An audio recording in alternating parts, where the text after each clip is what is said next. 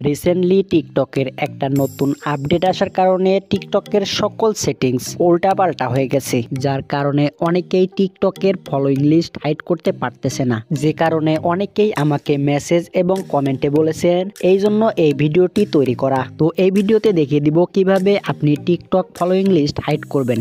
আপনি কাকে কাকে ফলো করেছেন এটা আপনি ছাড়া আর অন্য কেউ দেখতে পাবে না। তো আর বেশি কথা না বাড়িয়ে সরাসরি চলে যাচ্ছি ভিডিওর মূল কাজে।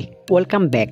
টিকটক ফলোইং লিস্ট হাইড করার জন্য আমরা সরাসরি চলে আসব টিকটক অ্যাপে। তো টিকটক ওপেন হলে নিচে আমরা পেয়ে যাব প্রোফাইল অপশন, এর উপর ট্যাপ করব। দেন এখানে আমাদের কিন্তু প্রোফাইলটি শো করবে, যেটা না বললেই নয়। আপনি যদি টিকটকে এখন পর্যন্ত আমাদের এই আইডিটা ফলো করে না থাকেন তাহলে অবশ্যই ফলো করে রাখবেন, কেননা এই আইডিতে আমরা প্রতিনিয়ত টেকনোলজি নতুন নতুন tips and trick video upload দিয়ে থাকি। বাই দ্য ওয়ে, প্রোফাইলে আসার পর আমরা উপরে পেয়ে যাব থ্রি লাইন মেনু, এর উপর ট্যাপ করব। এখানে আমরা পেয়ে যাব সেটিংস এন্ড প্রাইভেসি, এর উপর ক্লিক করে দিব।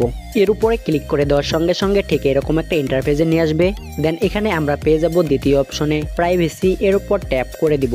এর উপর ট্যাপ করে দেওয়ার সঙ্গে সঙ্গে ঠিক এরকম একটা ইন্টারফেসে নিয়ে আসবে। এখানে অনেকগুলো অপশন দেখতে পাবো। আমরা যেহেতু টিকটক ফলোইং লিস্ট হাইড করব, অর্থাৎ আমরা কাকে কাকে ফলো করেছি এটা যেন কেউ না দেখতে পারে, এজন্য এখান থেকে এই অপশনটিতে ক্লিক করব। দেন এরকম ইন্টারফেস শো করবে। এখানে এভরিওয়ান দেওয়া থাকবে, আমরা জাস্ট অনলি ইউ করে দিব।